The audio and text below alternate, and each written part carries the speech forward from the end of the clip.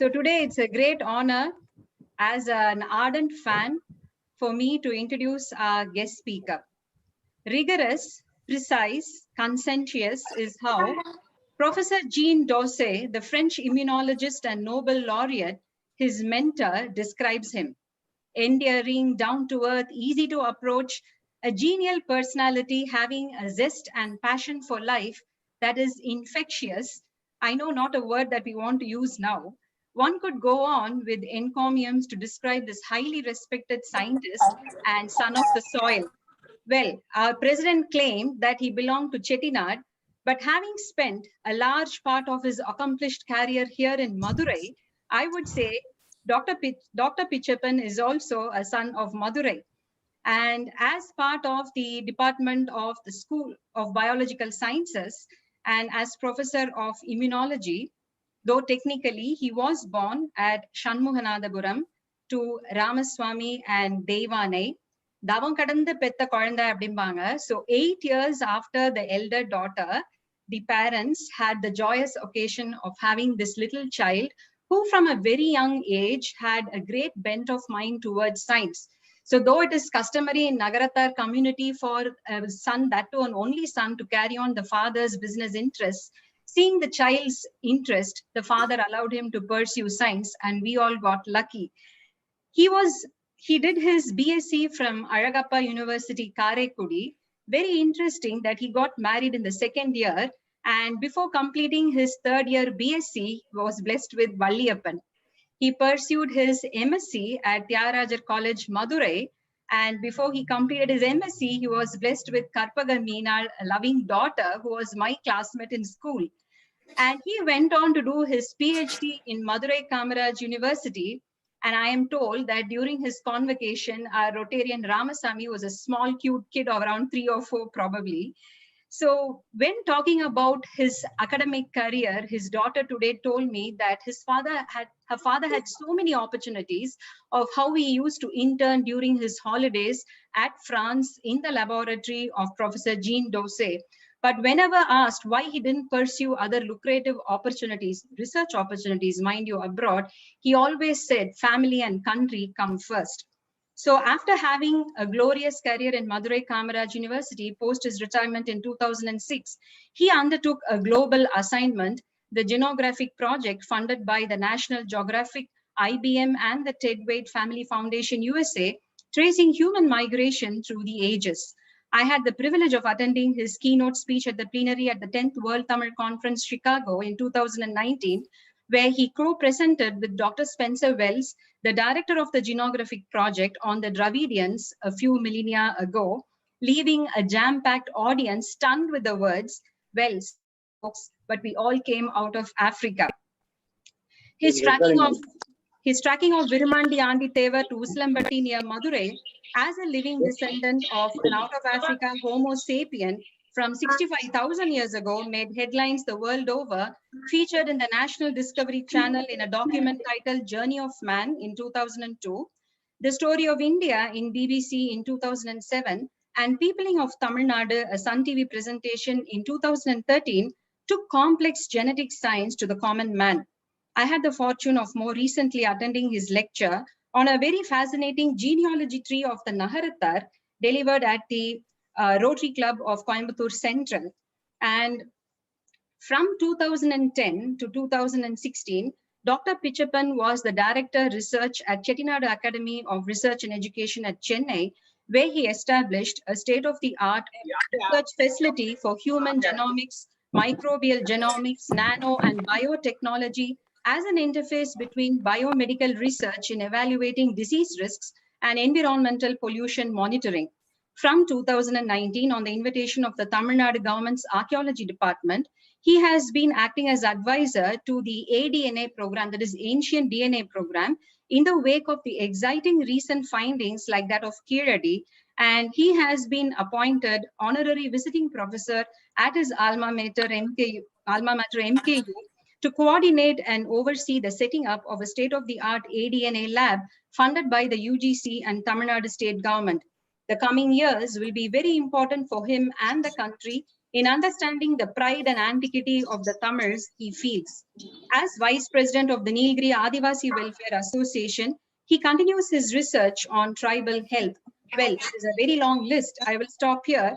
He has worked with several international collaborators on immunology research related to such infectious diseases as tuberculosis and leprosy, and has also collaborated with Professor Adrian Hill of the Oxford University, part of the Oxford AstraZeneca team, which has developed the COVID-19 vaccine, Covishield. So today we have him addressing to us on the myths and facts of COVID-19. I take great pleasure and I'm honored to present to you today's speaker, a loving father and beloved husband of Sornavalli Achi, Dr. Ramasamy Pichappan. Thank you very much for a wonderful introduction, ma'am. Now the floor is yours, and please.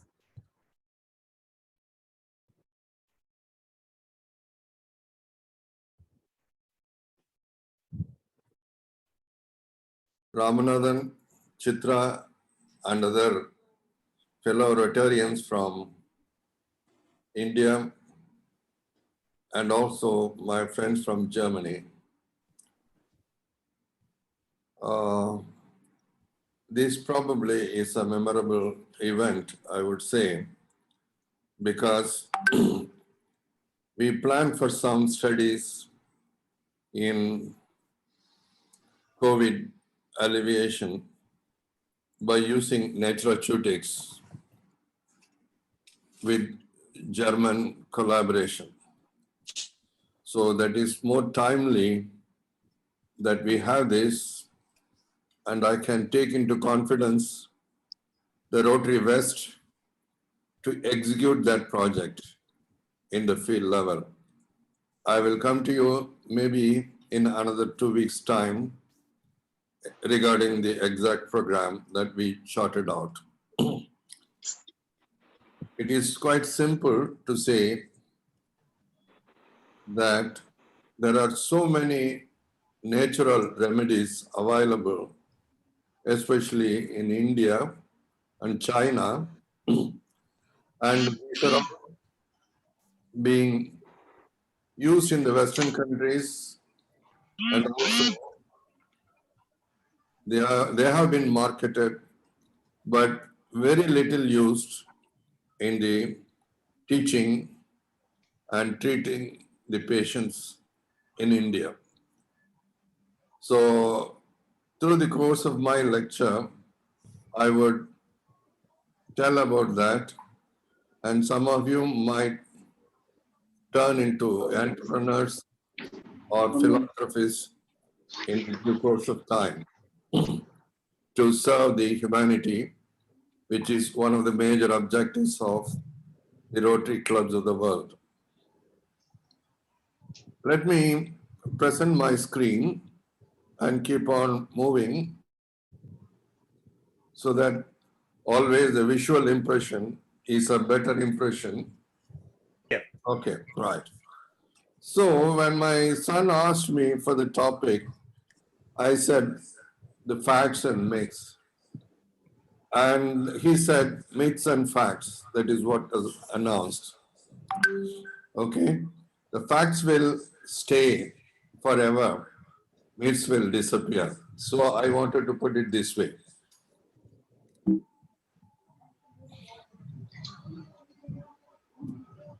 Now, if you just open the web all over any web page, WHO or any other website, all the time you get data pouring in regarding the COVID. Many times you will be confused and frightened. Just a couple of days ago, I just downloaded this, and about 60 lakh total cases. What does it mean? That's the size of that. And this is astronomical figure in India, total cases, okay? About 2.49 crores or something like that.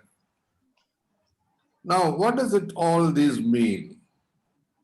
I have written to the people who are really giving the statistics and all over.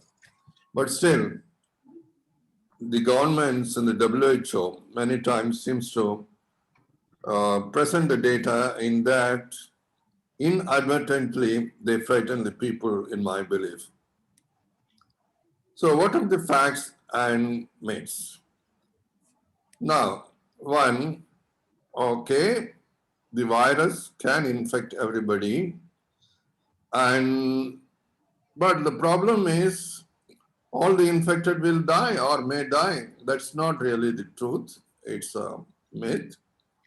Then what is the remedy? Is it remdesivir? Now, as in India, for the past 1 week, people were scrambling to get this drug, and now WHO coming out saying that this is of no use. Where are we?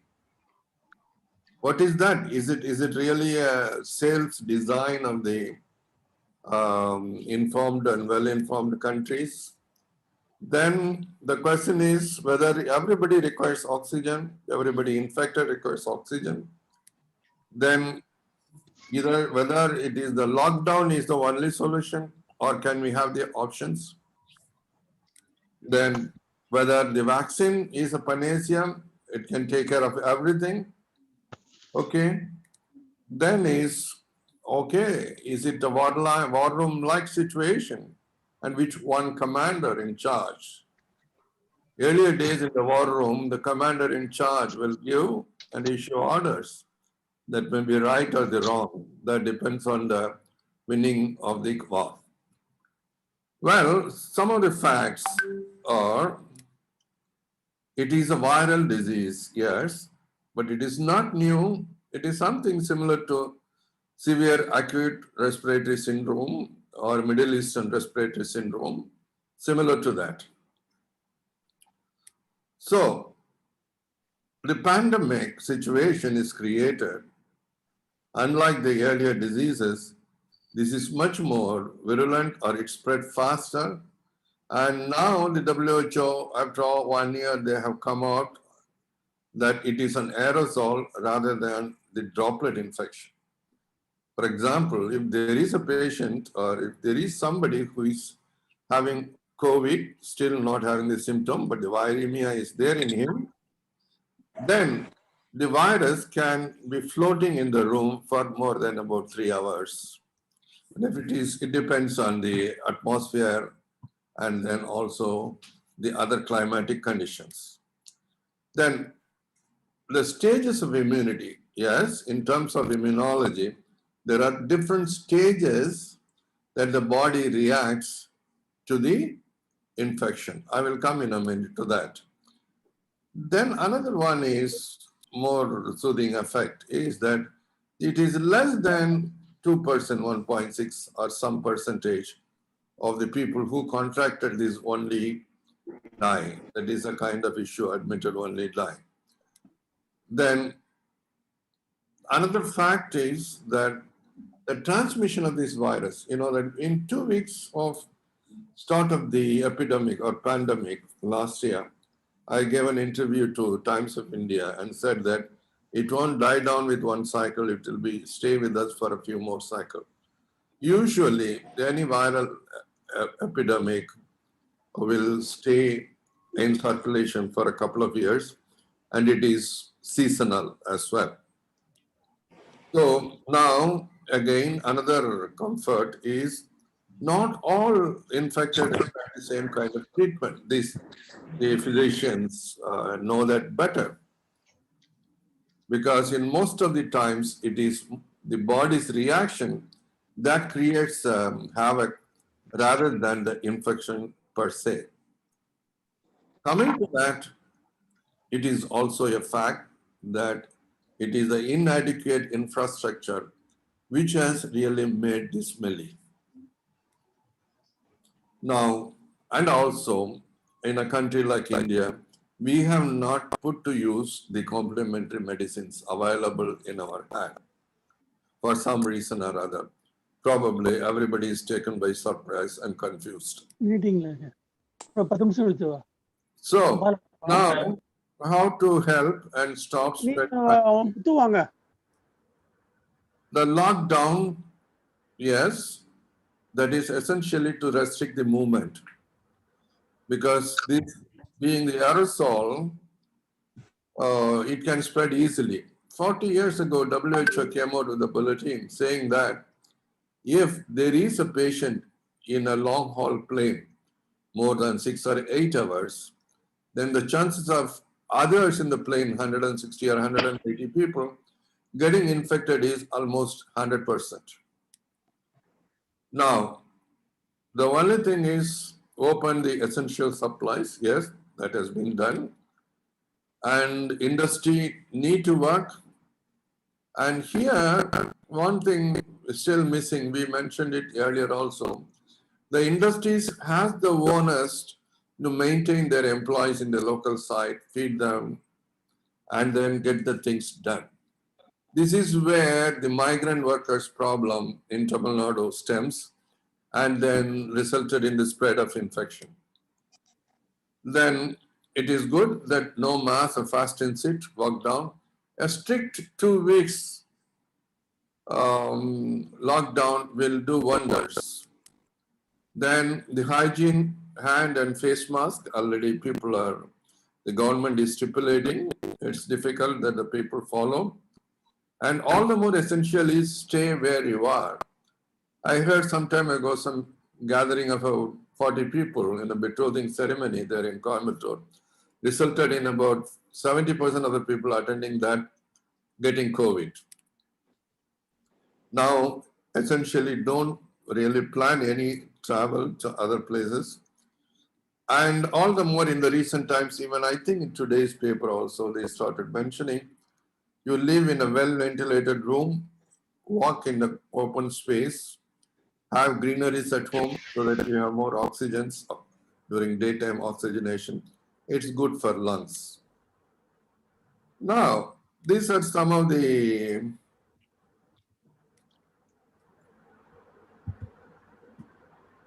yes. Now, but the trouble is with the cities and metropolis.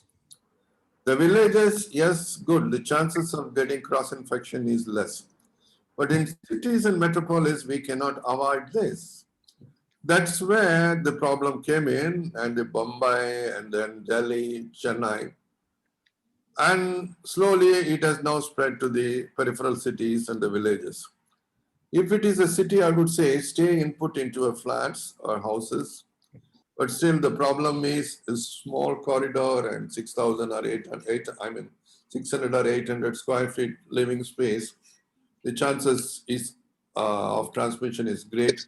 It is unavoidable. But at least by avoiding any strangers to come in, milk vendors or vegetable vendors to come in, it is easier that we can cut to a certain extent the transmission.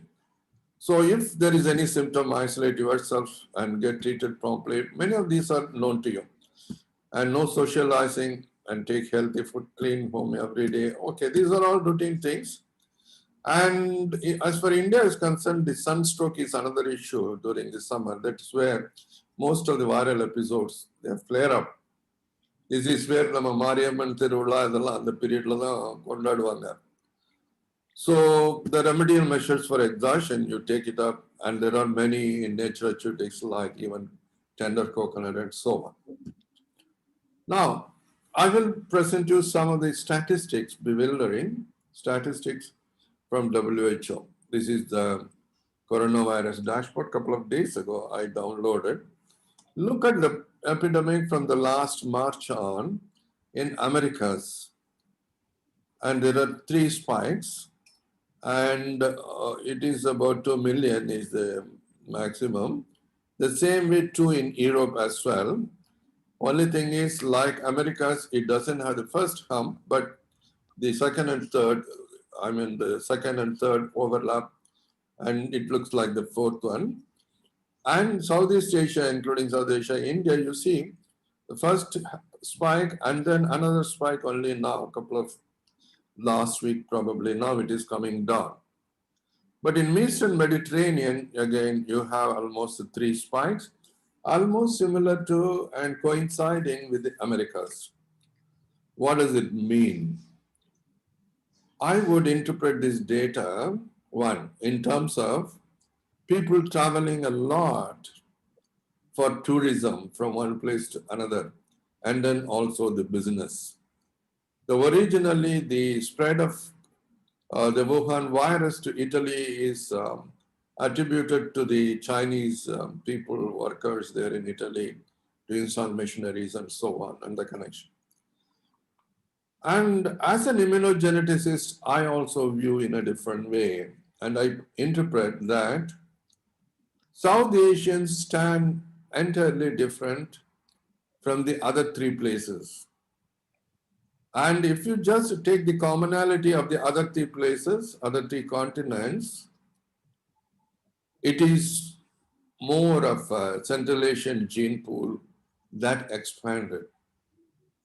Okay, whereas the Southeast Asian gene pool is entirely different in every point of view, which I would not go into this lecture in depth. Anyway, you may have it in mind when you look at either for treatment or new drugs and so on. So, I will try to take you to think in a different way. For long, I have been thinking about this, and just this is really a couple of days ago I downloaded. This is available again in the web. Look at that, the highlighted area. I just want you to see. First, row number 1, 2, and 3. Compare that. Just to look at the population size. I don't want to really tell it out. It's about 138 crores, okay? Or 1.38 billion. In India, 1.43. The most recent data for India itself is about 1.41 or so. This is a little time back. Come to this column. You just look at the density of population, 464 per square kilometer, irrespective of metropolis or villages in India. Whereas China is much lesser and America is much, much lesser. Just not even 10%. The land mass wise, of course, that is what it reflects. You look at that. We have almost 1/3 of either China or America. But the world population is 18% in China and 17% in India, whereas in America it is only 4%. It is not equitable, but in terms of economy, that is terribly disparity are there. Come to Russia, another superpower in the world. Look at the row 9 and look at the population size. Then come to the density per square kilometer, only just 9. Then go on, it is 1.87% of the world share. And coming over to the urbanization, look at that, 61% in China and 83% in United States live in the urban environment, whereas luckily in India it is 35. And the statistics differs, they say 40, 45 some people. So you take Japan for that matter once again, you look at the density, it is quite high. And then, but you look at the percentage share, but urbanization is 92%. Now, when you look at the epidemiology or pandemic of the disease, you have to consider all these factors. All these factors influence in transmission, sharing the utility, and they put an undue heavy burden on the government. Okay? Now, let us go to the next slide. So when you treat with the any pandemic treatment or any remedial solution, you should consider all these parameters. Now I come into immunology, that's my subject area. And this is a recent publication, a review by some authors. If you are interested, I can give you the reference of these authors. You send me a mail. This is what has been now identified in terms of COVID immunity specifically. So, say for example, it takes about a week for the infection to produce some symptom. And then you have now heard about that the World Health Organization and Government of India withdrawing the convalescent plasma therapy.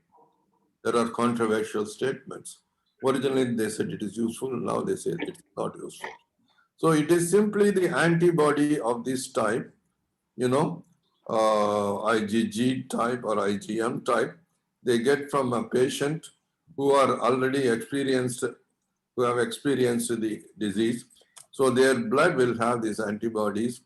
And this, once you give this to a patient, a new patient who is going in for more serious disease, this will mop up the virus and then cure the disease. This was the idea. This is the classical passive immunization of Van Bering and Kitasato, who really discovered the horse anti-serum therapy, anti-tetanus therapy, and also the anti-venin therapy. You know that it is there in India. Now, again, I need to put you into the another aspect of immunology, that antibody is one aspect of the immune system. It is a humoral immune system, that is, it is available in the blood and serum.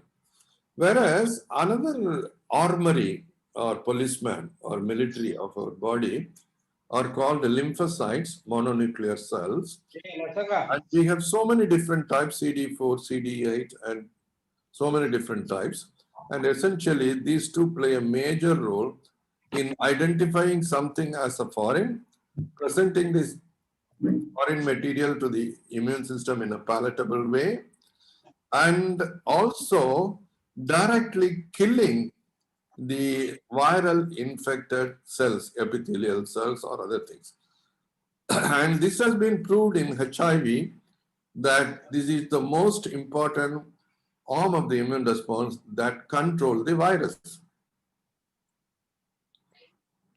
Similarly, of late, the COVID researchers also have found it is a CTL which really contains the disease in an individual. So these immune armories, they try to control the disease, but many times these also become a nuisance value, as in the case of autoimmune disorders, and demanding controlling the adverse reactions, what they call in the COVID later stages. And here I bound to really explain to you of late, there are issues where how long after the first vaccination you should have the second vaccination. As per this diagram, it is the first curve and then it goes down. Then IgG is the antibody. This IgM is the primary antibody. IgA is the secretory antibody. IgG is the long-term immunity it provides. It stays in the system for long. And all these, by about third week, you have some lymphocytes turning into memory cells. They reside in our body. For us, neurological memory, cognizance stays in our brain, whereas immunological memory is just staying in each and every B cell or T cell that has seen this virus. So it is residing there in the lymph nodes and spleen. So when you give a second injection, so the immunity peaks by about 7th week, in this case for COVID. Then you can have your second dose somewhere between 3rd to maybe 3rd month, I would advise. Then what happens is, again, this picture is a bit wrong because probably artist developed it. Now let me superimpose the second infection or second immunization at this stage. zero day, if you call it, it will have a very great peak like that. The lag period will be very minimal. The peak will be multifold, as high as 60-fold, and the antibody will stay in the system for quite long. The half-life of the antibody protection will be longer. So when a clinician looks at this in treating, they don't really look at any of these things because it is beyond their purview. This is the immune response. It happens. Now then, what do they really do? So the immune response to COVID, so innate immune response, okay. Now, there are two types of immune responses. One is called innate immune response. The innate immune response means inborn, genetic. So in 85% of the cases, this is capable of controlling the virus replication, and you will recover with mild symptoms. In clinical parlance, sometimes they call it as a subclinical infection as well. And you have another type, that is this one, what you have seen, is adaptive or adaptive immune response, or it is very specific to the organism concerned. Whereas innate immune response is not specific to the organism concerned. Now, coming back to the progression towards the disease in this scale, there are 3 to 4 different stages you can divide. So this is again from another recent literature review. I got it. It's a bit crowded slide, but I just want you to look at only a few things. See, this is what the passive immunization interference. People, passive therapy, they mentioned, and now they have withdrawn. It will go and bind with SARS virus, COVID virus, and avoiding replication, okay? Now, these viral proteins are bound by some receptors called ACE2 receptor, acetylcholinesterase receptor. These receptors are expressed in larger quantum in throat and tracheal and lung epithelial cells, as well as in kidney and other places. Now, once these are bound, this is the gateway for the virus to enter in. Another receptor is TMPR. And only when they bind to these two, they are invaginated into the cell. Then the virus uses the host machinery from the nucleus of the host and produce the viremion, viral particles, which are shed into the environment and infecting the other cells. Now, in this process, there is one called the MHC antigen or HLA molecule, which are once again some receptors, which is capable of binding these peptides generated out of this virus. So the peptide length, peptide is the part of the protein, viral protein, say for example, 6 to 9 amino acid length. So this is called the epitope. From the viral spike protein, this is actually, this is the spike normally recognized. That is the one, the entry point. And the antibody has to be directed against this portion, then only it will be more effective, not in other portions. So here, our body's scavenger cells, we call them, macrophages or phagocytic cells, they identify all these broken antigens and then present them either with, we call it as major histocompatibility complex or HLA, and present it to lymphocytes, other lymphocytes, CD4 and CD8 lymphocytes. Okay, now, for example, this stage is, first stage is virus recognition. You can restrict at this stage the physicians by medication. This is where all this antiretroviral therapy, they thought it is useful. It will not allow the virus to replicate, that is one. Then is innate immunity is capable of controlling and containing about 90% of the viral infection. Their families are called interferon gamma, interferon beta, and so on. These are induced by an infection, but they are not really specific to the antigen concern or infection concern. It's a general. Then comes cytotoxic T lymphocyte. It has the final say in containing the disease.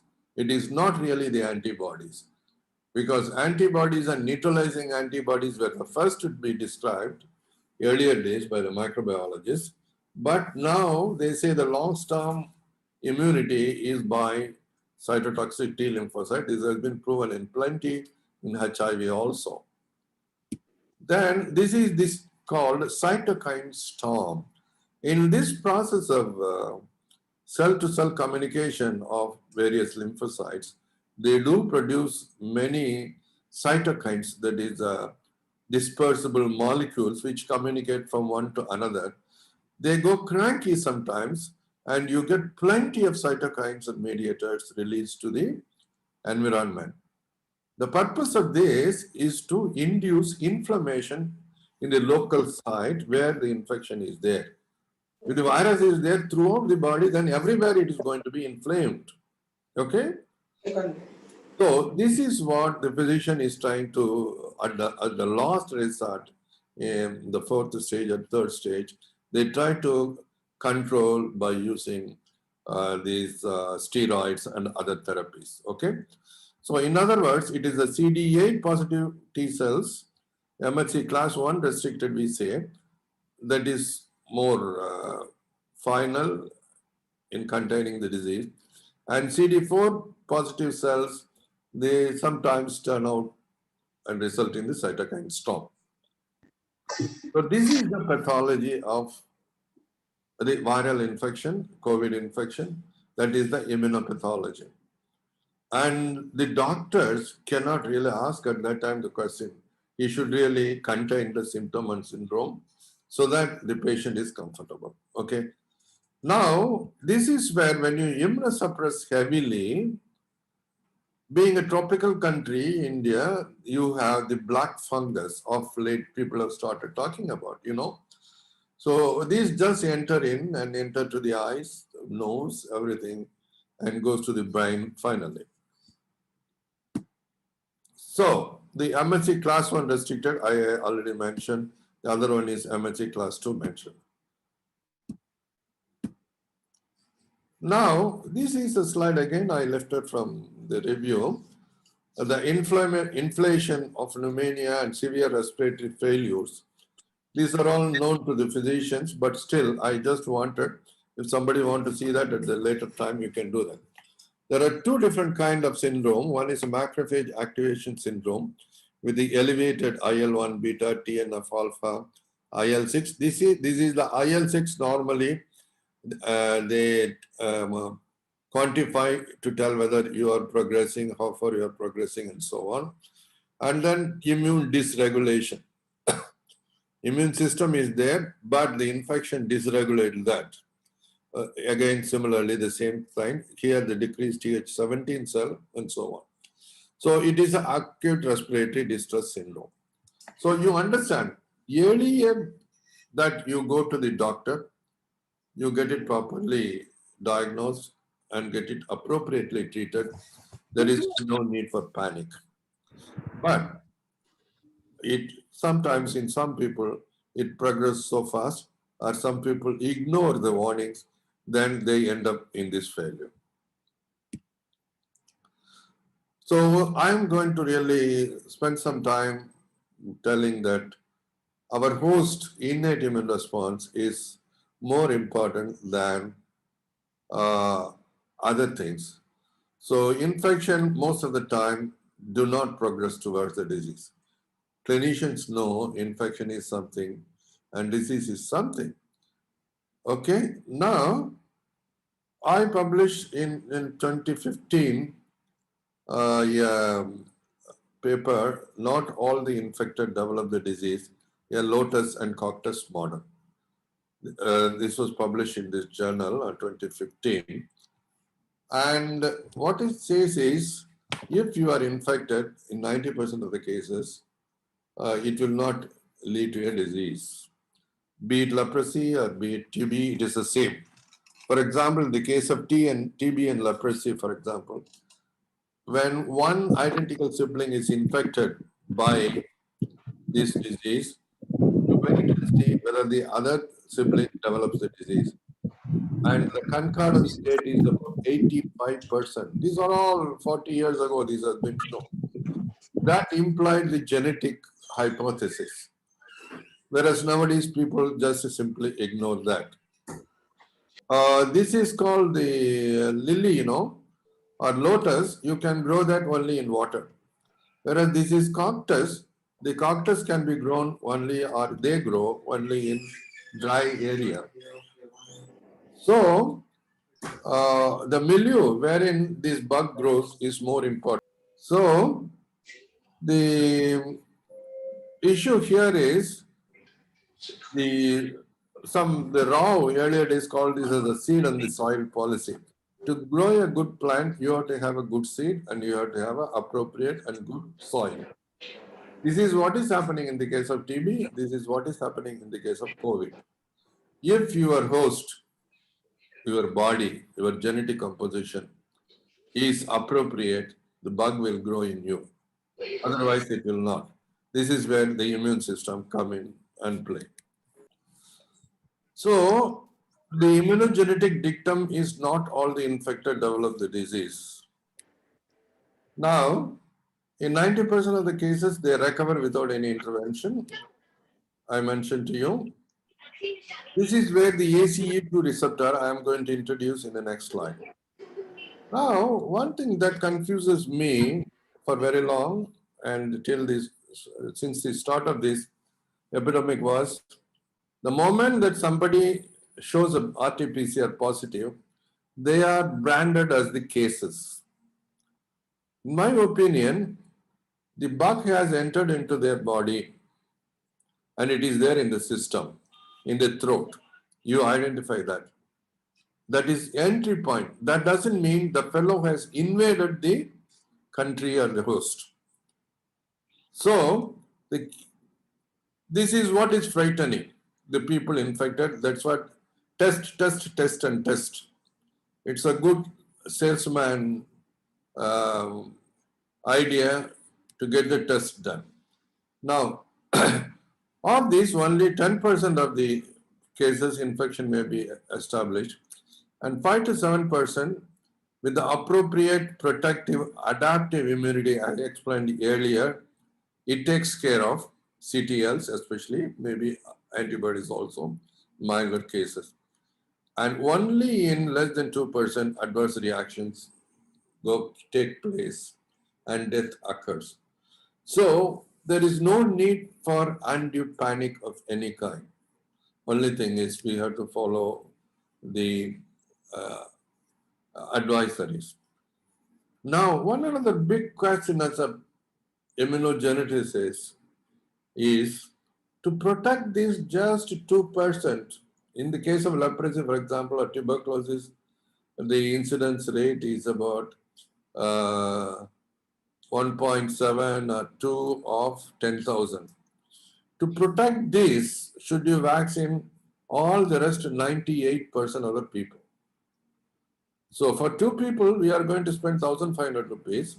For the rest 98 people into 1,500 rupees, we or the government is going to spend without any use. So should we have a much better and a pragmatic approach? This is okay for the well-developed and then cash-rich countries. You may vote for yes, no, or okay. Now, this is a bit loaded slide. You can read it later, but I will just explain these 2 figures alone.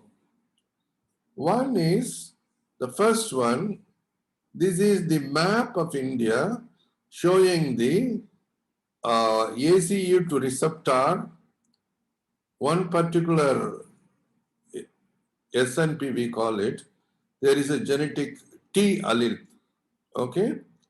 Now this T allele is present in most of the people, but it is converted into A allele by mutation, okay? So T allele is much less here. In other words, A allele will be reverse of this, okay? So A allele is rich here. Look at that. The case fatality rate is also rich here. It's very high here. There is a very good correlation. 2020, people have done that.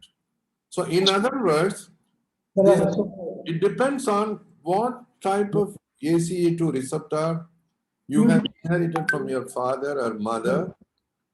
That matters in terms of susceptibility to COVID. Okay? So that's what it tells. There are plenty of papers now coming up. So RS-222-85666, that is this ACE2 receptor, has already been proven to be a potential risk factor for hypertension, type 2 diabetes, and coronary artery disease. Now, COVID also joins in the bandwagon, and you may better interpret why there are many reports saying that thrombosis or other things, these diseases predispose. Okay? So it is up to the physician to take care of all these things. So can we have any other method or any other strategy can we work out? Now, you can integrate the alternative medicine system available in the developing countries for effective delivery and containment. The crux of the issue is to coordinate various faculties of medicine under one roof. It is their survival that nobody wants to leave their space for other. No physician wants to work with other physician. Okay? But now with the doctors flooding, the day may change, I believe. That is, the allopathy and native medical people need to work in tandem with the other people. And essentially, first, the disease need to be diagnosed and categorize the cases into mild, moderate, and severe. This should essentially be done by allopath or even by homeopath who is knowledgeable about it. Then use also very minimal requisite diagnostics. There is no need that you should use only RT-PCR. Only when the disease progresses, you can always ask for IL-6 and oxygen level much later. Then for mild symptoms, advise homestay. No panic. Treat with native medicines. For example, thymoquinone, karanjiraham.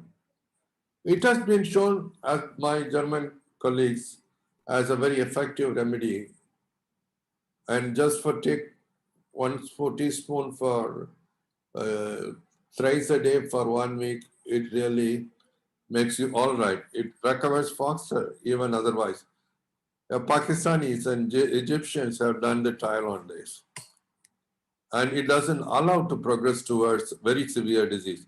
So if we can avoid the third stage by administering this in the stage 1 itself, then it should be really good for the country. Now, if it is moderate, again admit and treat in routine hospital along with natural TC, and spare the beds and ICU wards for the more severe patients. This space allocation and other proper diagnosis is the most important thing as on time in India. So what is the vaccine reality? I need to tell about that. I'm not really an antagonist of vaccine, but I am on the side of a judicious use of vaccine. Now, the COVID vaccine, yes, it is an effective vaccine will always effectively control the disease. But the issue here is everybody need to be vaccinated.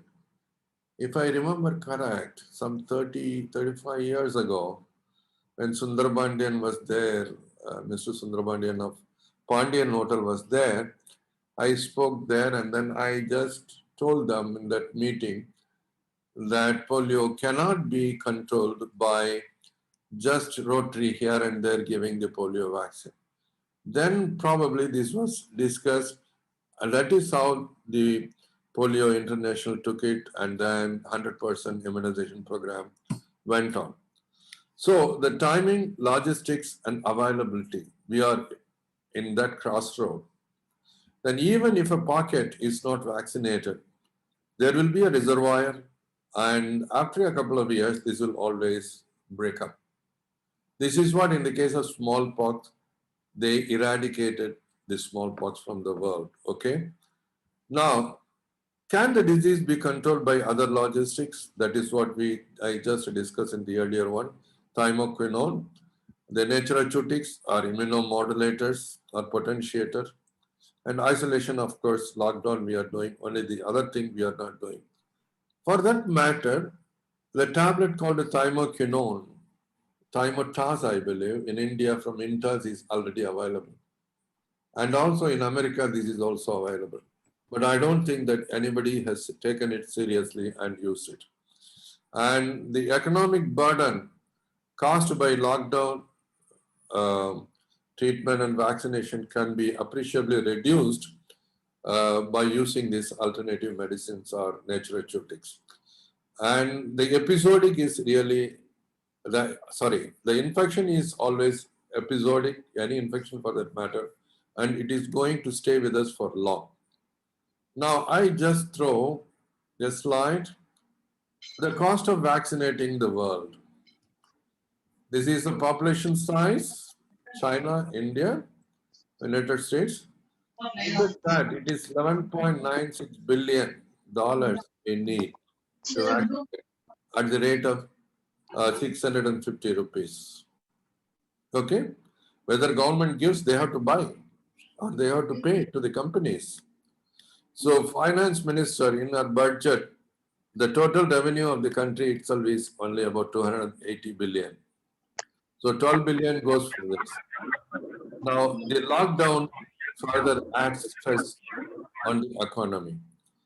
So it is up to the policymakers to decide what to do and how to take every available information for the better delivery. So the need of the hour is to offer health education, awareness, and to a certain extent this is being done, and papers and televisions are really flashing, well ventilated greeneries you need to have. They implement appropriate technology and treatments, integrate healthcare delivery system. This is the most important. See, I used to feel proud of having 5 different types of medical delivery in our country, but still it is appallingly they are not integrated. And implement primary health center concept. Of course, I remember some 20 years ago, PHC was doubled.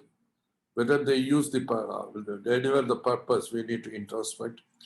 Then the family physician concept, of course, most of the people have this, but not really on a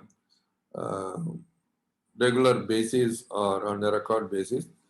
And all the more important is link every freebie to Aadhaar card to healthcare delivery. See, the US really, the success, one of the reasons is the very well administered system of social security card, and so that it is easy to follow up the case even if somebody has run away from some place spreading the disease. So generate reliable public health statistics. This is once again not available. All the doctors who have treated so far the COVID, and the other day my friend said, no, that remdesivir is useful. But the government is withdrawing now. Now, educate public and public servants essentially. This is the most important for the quality of delivery and effective delivery. So it is not that simple that you are killed. Immune system protects you. That is why it evolved. I would say the immune system is much, much, much more sophisticated than the nervous system, maybe 1,000-fold. We can have another lecture for that. but don't misbehave.